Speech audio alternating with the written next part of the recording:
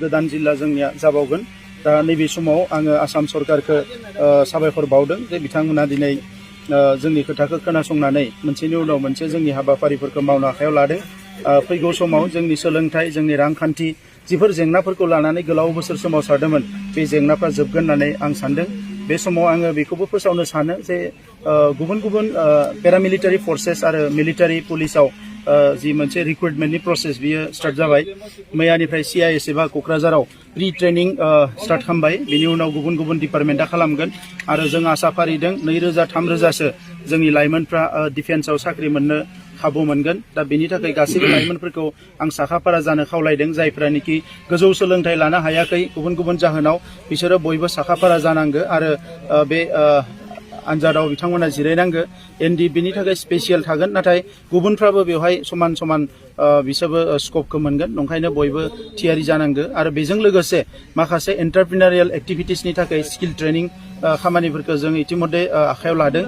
बड'लेण्ड ओनसोलनि रांखान्थिखौ जौगाहोनो थाखाय जोङो गोबां इतिमধ্যे आसनिफोरखौ जोङो लादों आरो बेखौ थाबैनो इमप्लिमेन्ट खालामनो जों थांगासिनो दङ। जोङो 30-40 बोसोर सोमावसारनायाव जोंनि समफोरखौ जों हगारनांदों हारिनि थाखाय। राव थुनलाइ हारिमुवाथ' जौगानांगोनानो, बेजों लोगोसे जोंनि गासैबो जिखिनि सोलोंथाइ फसंथान बेफोरबो गायसनजानांगोन। आं साबायखर बावदों बाथानि दैदेननायाव जि मोनसे फिसा टीम हाग्रायाव थांफिनदोंमोन, बिथांमोना रागा जोंनानै दिनै न'आव फैफिनबाय आरो दायो जों बयबो बिदा फंबाय बयबो ज' थानानै थांनाय बोसोरफ्राव थांनाय समफ्राव जिफोरखौ जों मावनो हायाखै बेखौ मावनांगौ आरो मोनसे जौगासार हारि दानो थाखाय बयबो जानजि खाफ्रानांगौ। साफा सानै मानसिफ्रा फेसबुकफ्राव टुइटारफ्राव मालाबा पर्टेल निउसफ्राव नुनो मोनो जे उल्थां फाल्थां खोथा बुंबाय थादों। नैबे समा हारियाव गावस्रानाय एबा उल्थां फाल्थां खोथा बुंनायनि नङा। जों खौसे जानानै दावगालांनांगौ। गेना गोरोन्थिफोरखौ सुस्रांनानै गोग्गो समाज दानायनि थाखाय बयबो दावगाबोनांगौ।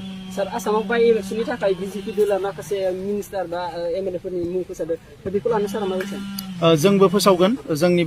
जोंहाबो फोसावनो थाखाय जों सावरायगासिनो दङ। दा बेवहाय बाय इलेक्सनाव जों इलेक्सनखौ मोजाङैनो गेलेगोन आरो गासैबो मासिखौ देरहानो हागोन। सार, बिटिआर गोरोबथानि लेखायै भेन्सार स्कुल कलेजखौ माने बिनि खामानिया जोबोद स्पिडआव थांगासिनो दङ। 6.3 क्लजखौ लानानै मोनसे कमिटि दानाय दङ, हाइ लेभेल कमिटि, जेराव एबसुनि आफादगिरि दिपेन बर' बिथाङाबो दङ आरो बियो जानो हागौ बिथांमोननि जि सर्टिं खालामनाय निड बेस स्कुलफोरखौ कलेजफोरखौ बिनि उनाव बियो डिसिसन लागोन आरो अब्लानो जोंनि स्कुल कलेजफ्रा प्रभिन्सियेलाइज जागोन। जिखिनि ड्रप पस्ट दङ, बायदिसिना टिचार्सनि पस्टफोर थालांदो, बेफोरखौ गासैखौबो एपइन्टमेन्ट होनो थाखाय आसाम गभर्नमेन्टजों जों सावरायगासिनो दङ। SSA आरो RMSA जोंबो जोङो थाबैनो जिरायगोन आरो बेजों लोगोसे मोनसे बड'लेण्ड एडुकेसन पलिसि गोदानै ड्राफ्टिं जानो थांगासिनो दङ फैगौ आगस्ट सेप्तेम्बरनि गेजेरावनो। दा बेनि गेजेरजों जोङो माखासे जेंनाफोरखौ सुस्रांगोन। सार, उन्दै गथ'फोरखौ लानानै फैबाय आसामनिफ्राय थांनानै बायजोनिफ्राय, बेनि सोमोन्दै मा बुंसै? बेयो जोबोद मोनसे दुखुनांथाव बाथ्रा जे उन्दै उन्दै हिन्जावसाफोर हौवासाफोर दिनै रांखान्थि जुरुलानि थाखाय एबा दुर्बलनि थाखाय गोबां हारिनि मानसिफ्रा दिनै गुबुन गुबुन जायगायाव लांखार जायो एबा खामानि मावनायनि नामाव थिनहरो। दा बेवहाय गोबाङानो जिउ जोबनो गोनां जायो, गोबाङानो खहा जायो, बायदिसिना जेंना जायो। दा बेफोरखौ नोजोर होनानै हादोरनि माखासे आयेनफोर दङ।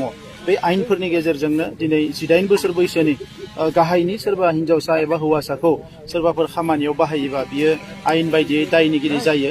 दा बेखौ नोजोर बोनानै आसाम पुलिस बिसेसके चिरांनि SPनि दैदेननायाव बे 42 गथ'फोरखौ मैया रैखाथि होनाय जादों, बिथांमोनखौ लाबोफिननाय जादों आरो बिथांमोनखौ दायो क'क्राझाराव मोननै लजआव लाखिनानै दोनदों। सानबानि उनाव बिमा बिफाजों सावरायनाय जागोन आरो बिमा बिफाया जुदि बिथांमोनखौ लाखिनो थाखाय जायगा गैया एबा उसुबिदा दङब्ला बिथांमोनखौ गुबुन गुबुन रेसिडेन्सियेल स्कुल्सफ्राव माखासे पलिसिफोरनि गेजेरजों बिथांमोनखौ लाखिनाय जागोन।